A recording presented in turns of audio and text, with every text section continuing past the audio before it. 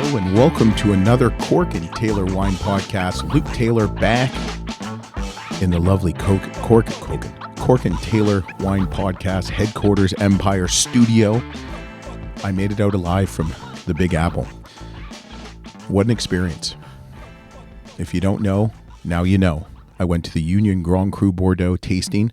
Had a great interview with Fabien Tegan, which was last week from the winemaker from Chateau Smith Haut Lafitte. And what a great time.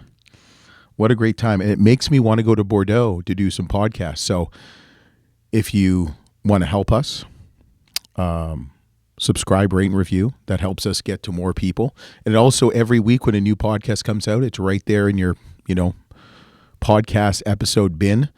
Also like us and follow us on or subscribe on YouTube. Get that out a little bit. If you're watching me, hi. If you're not watching me, you don't know what I'm doing with my hands. It's kind of interesting. And if you really want to get us to Bordeaux, because if you get us to Bordeaux, we will bring more great podcasts to you. Support us support me. It's not us. Maybe my alter ego, Lucifer. That's what one of my buddies' moms used to call me, Lucifer.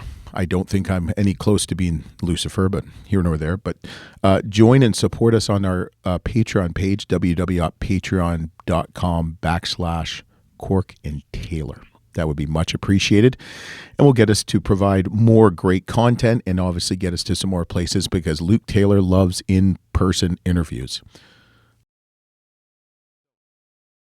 Wanted to do a little podcast on my most memorable wines and the notes I put because I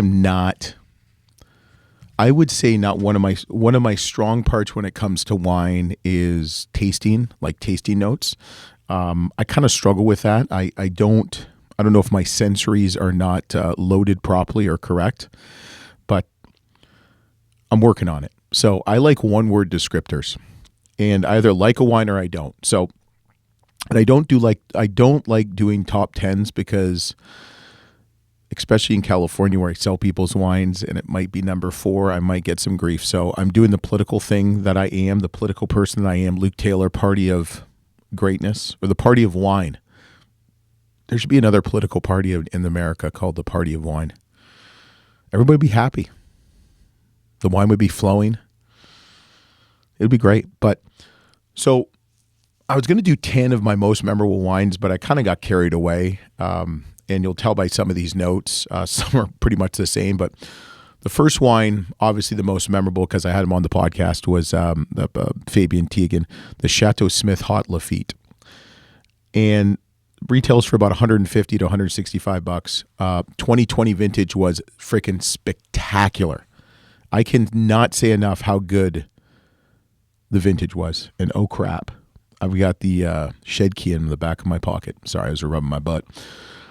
Hopefully I get home before my wife and kids, because I think they might need it tonight because there's something in there to go skiing. But anyway, here and there. So the 2020 vintage was spectacular, juicy, nice nose. It was good. And I tried, there's probably 110 plus wines. I probably tried 40 of them. And it got to a point where I'm like, I need to stop because my mouth was just like puckered and dried out. So obviously some good tannins. But the Chateau Smith Haut Lafitte was lush and penetrating mouthfeel. I do like sexual references. If people know me well enough, I enjoy a good sexual reference. The funny thing is, this got 100 points by Jeb Dunnick, who still has not responded to my request to be on the podcast. James Suckling, who gave it 102. And Robert Parker, who I didn't think was still doing it, but someone under the Robert Parker umbrella, 100 points. And I can see why. It's 65% Cabernet Sauvignon, 30% Merlot, 4% Cab Franc, and 1% Petit Verdot. Long-lasting finish. I've tasted like some graphite, and it was definitely penetrating. I put penetrating twice in my notes, so obviously it was penetrating. Second wine, in no specific order, was a Chateau Canon from Saint-Emilion. Retails for $150. Nice mouthfeel, graphite. Must be just more expensive wine. Nice. And this was later on in the afternoon. It was an afternoon trade tasting. It was packed, just wall to wall, elbow to elbow. I feel drunk. I put that down. That was in my notepad. I feel drunk. So obviously that wasn't the first or second wine I tasted. Then I'm going to go to Pomerol, Chateau Gazine, $85. I've seen that around, never tasted it. 90% Merlot. It was absolutely wonderful. Nice fruit, very soft on the palate, and obviously that's Merlot coming through. And who's the idiot says Merlot's not very good? Man, I tasted some really good Merlots. One of my all-time favorites, had to try it. So I've never had the Smith Haut Lafite. I've had the Le Petit Haut, which is excellent, great table wine, as Fabian would say it, who's the winemaker and obviously knows something about something. The Chateau Canon I've never had. The Gazine I never had. And this wine I absolutely love. It's one of my favorites. It's Margaux. And if anybody knows me, my two favorite wine regions are Napa and Margaux, and they're pretty close as to who's first. Chateau Brand Cantenac, $80, 5 stars or 5 udders. I'm going to start doing the cow system, 5 udders. Wow. I put that down. WOW. Wow. Blackberries, and I have blackberries, blueberries, cantaloupe, and some grapes with non-fat plain Greek yogurt, little dose of vanilla every day. So if you know me, I'm very kind of regimented, weird, I know. Great mouthfeel.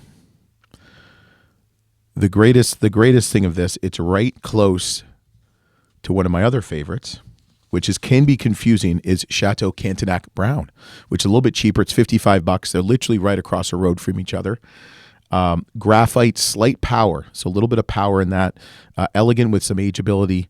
Retails for about $55 is what kind of the average I've seen in the pre-sales. And I put this down. Fuck, I swallowed. That was probably one of the only wines I swallowed, the Cantenac Brown. And I'm going to be buying some of that. I'll probably be buying all of these except for the Canon. And I don't know why I'm not going to buy it. Maybe because of the price tag. I don't know, but it was good. But the Chateau Cantenac Brown got the Swallow Award for the tasting. It's always funny to see people in the trade spit. And I mean, I fault that, you see the, spitting and there's shit coming down their face.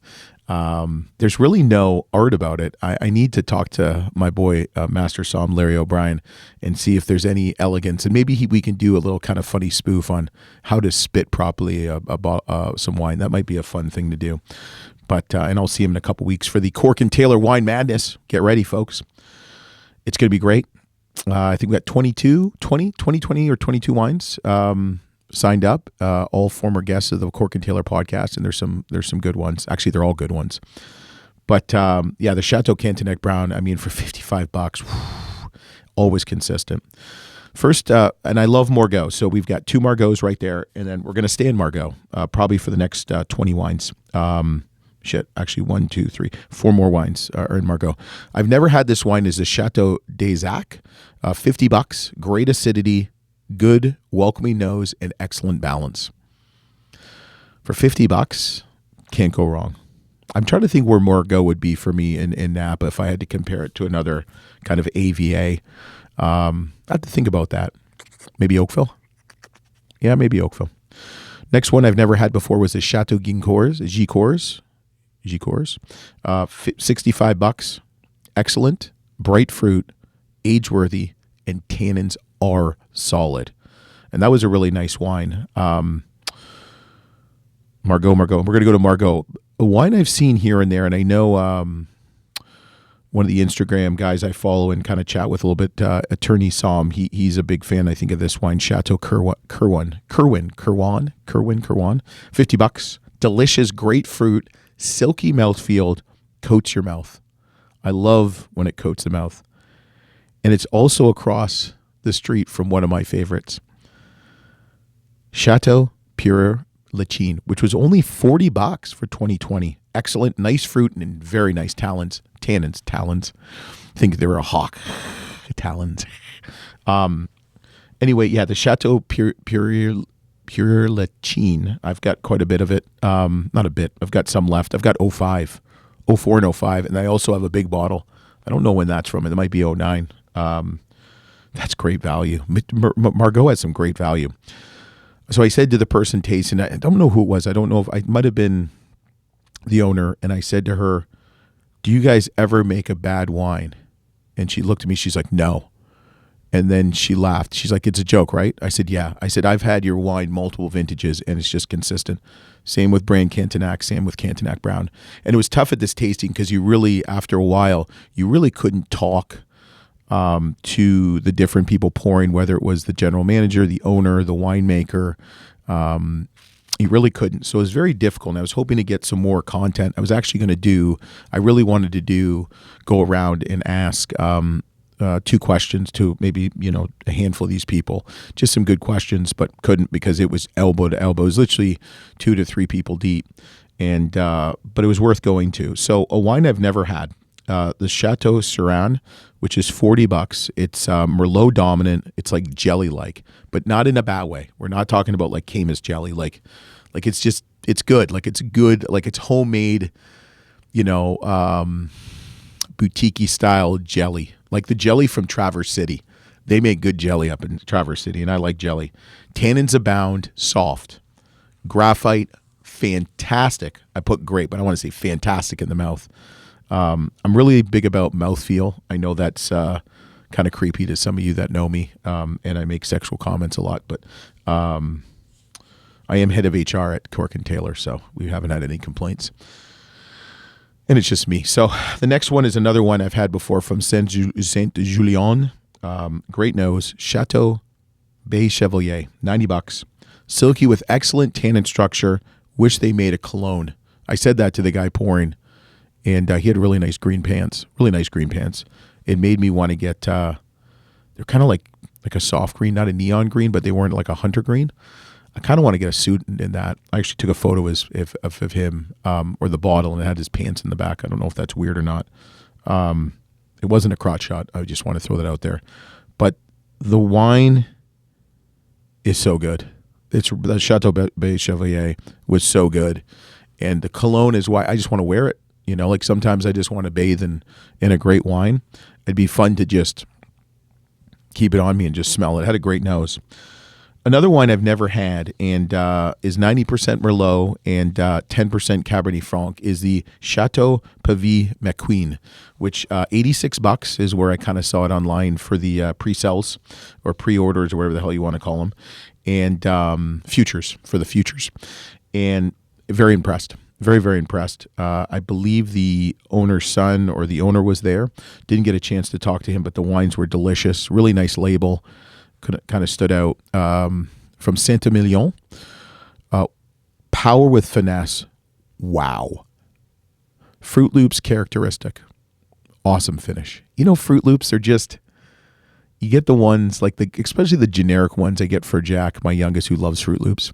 Never finishes them. Drives me nuts. And if you wait too long, they get really soggy. But Fruit Loops I love, and I don't eat them much, and I never really grew up eating them, but there's something about them. Like they're very distinctive, and they're memorable too. I wonder how Fruit Loops would taste with with that wine. That'd be kind of a cool pairing. Chateau Pavie McQueen and Fruit Loops. Chateau Pavie McQueen, if you're listening, can you send me a bottle, and I'm going to pair it with Fruit Loops. I think that would be really good. And couple posts I put on Instagram from the tasting. I mean, it was a great tasting. It was hard. My wife said, was it worth going to? And I said, yes, it was, in the sense of I met a good contact. I really want to go to Bordeaux. At least I know someone that's over there that can kind of put me in touch with some other people and pick some brains and ideas. But it was interesting because I did some stuff and I said to them, Pavie McQueen, I said, I'd love to get you on the podcast. They said, absolutely, let me know. So that's the goal. I am going to Napa sooner than later and getting, I think, 11 or 12 podcasts. And I'd love to go to Bordeaux for 4 or 5 days and just get maybe not try to get 4 or 5 a day like I do in Napa or Sonoma, is just really get maybe like 3 and just really soak it in. Get some really good social media content, just soak it in, get some really good interviews, maybe go to some places that, just taste some places that maybe I don't do interviews with, but just do some fun stuff. But that's the goal. And I also too, I need to go to Sonoma. I want to spend a solid day or two in Sonoma next time I go to Napa. Still go to Napa for a day or two, get some interviews there, and then do Sonoma because there's some really good stuff coming out there. There always has been, but even more so. I mean, we've done Meadowcroft, we've done Kelowna, we've done Ramey. We're going to be doing Pride, Steve Pride, and he's partly, I think, majority on Napa, I think. Maybe it's Sonoma, but here nor there. I'm going to put my left leg in Napa and my right leg in Sonoma and take a photo. Oh, we forgot the last wine.